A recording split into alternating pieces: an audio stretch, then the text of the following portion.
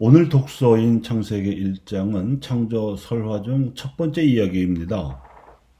어제 독서분과 합해서 이 이야기는 하나님의 창조에 관해서 매우 오래전부터 조상 대대로 입에서 입으로만 내려오던 전승을 바빌론 유배 중에 뼈저린 민족적 각성을 거쳐서 바빌론 사람들이 쓰고 있던 칠진법에 따라서 기록한 내용으로서 이스라엘의 종교적 전례 중에 낭독할 수 있도록 규칙적이고 운율감 있게 기록되었습니다. 이 내용에서 반복적으로 강조되는 것은 첫째, 하느님께서 말씀하셨다는 것. 둘째, 하느님께서 말씀하시니 그대로 되었다는 것. 셋째, 그래서 창조된 것들을 하느님께서 보시니 좋았다는 것입니다. 이와 함께 강조되고 있는 네 번째는 온갖 피조물들이 엿새에 걸쳐 매우 질서정연하게 창조되었다는 것과 다섯 번째는 그 피조물 가운데서 제일 마지막으로 인간이 창조되었으며 더군다나 하느님을 닮은 모습으로 창조하셨다는 것입니다. 여섯 번째는 당신을 닮도록 창조된 인간에게 하느님께서 모든 피조물들을 돌보게 하셨다는 것도 들 수 있습니다. 여성 해방적 관점에서 창조의 의미를 새롭게 해석한 도로테 죘레라는 신학자가 있습니다. 그는 서구 전통 신학이 창조에서의 다스림을 돌봄으로 알아듣지 못하고 지배로 잘못 이해함으로써 지구 생태계의 위기를 강화시키는 이데올로기로 작용해왔다고 주장한 바 있었습니다. 창조의 메시지는 하느님을 닮아야 하는 사랑이 인간의 본질이라는 것이고 세상 피조물을 하느님의 뜻대로 돌보는 노동이야말로 하느님의 위임이라는 것입니다. 그것은 저서의 제목이 사랑과 노동, 창조의 신학입니다.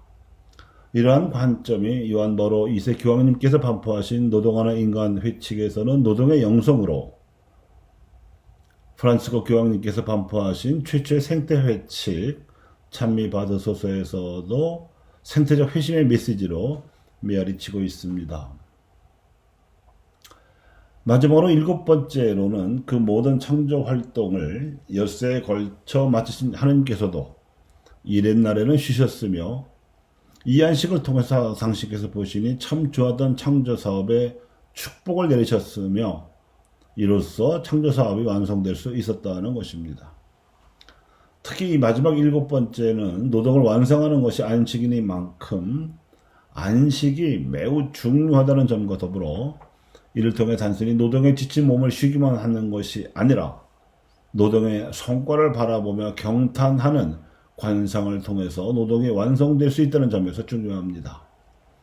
경탄과 관상의 능력이 엿새 동안 해낸 노동 성과의 질과 수준을 하느님께로 드높이는 봉헌이 될 수 있습니다.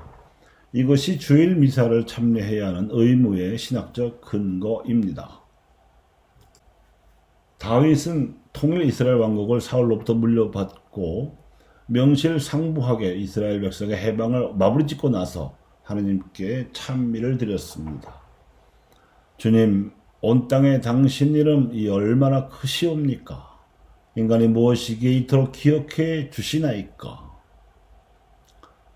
하지만 정작 하느님을 닮은 사랑으로 인간을 비롯한 피조물을 하느님의 뜻대로 돌보심으로써 하느님 나라를 세우는 과업은 예수님으로부터 시작되었습니다. 그분의 말씀과 행동이 창조주 하느님께 드리는 찬미였습니다.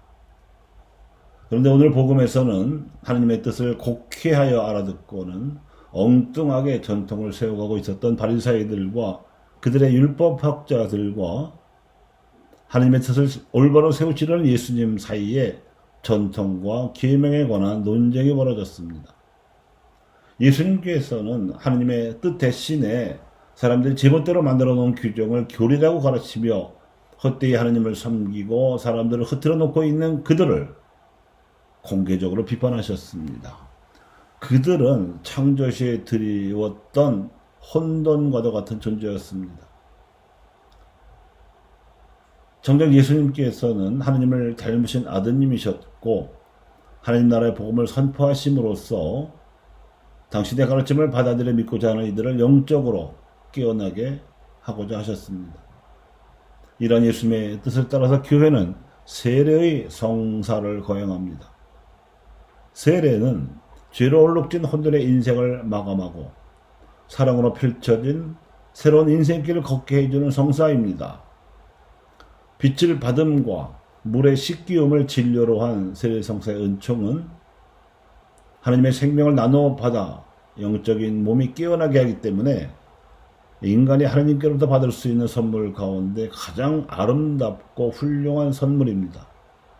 이 선물을 받음으로써 인간은 그리스도인이 되어 거듭나는 부활의 삶을 시작하기 때문에 세례성사 예식에서는 반드시 부활초를 켜놓습니다.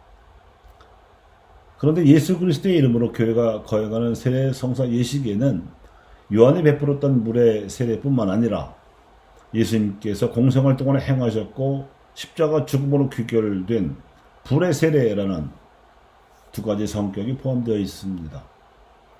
물의 세례로서 세상의 죄로 얼룩진 과거와 단절하고 죄를 씻어버린다면 불의 세례로서는 희생이 뒤따를지언정 사랑의 빛을 비추겠다는 다짐의 의미가 담겨 있는 것입니다. 그리하여 메시아 백성의 일원이 된 그리스도인들은 눈을 뜨고 영적인 눈을 뜨고 먼저 다윗처럼 하나님의 창조 업적을 경탄할 줄 알아야 합니다. 주님, 온 땅에 당신 이름이 얼마나 크시옵니까?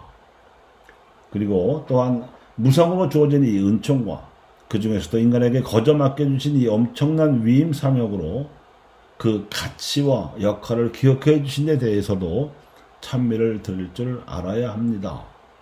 인간이 무엇이기에 이토록 기억해 주시나이까?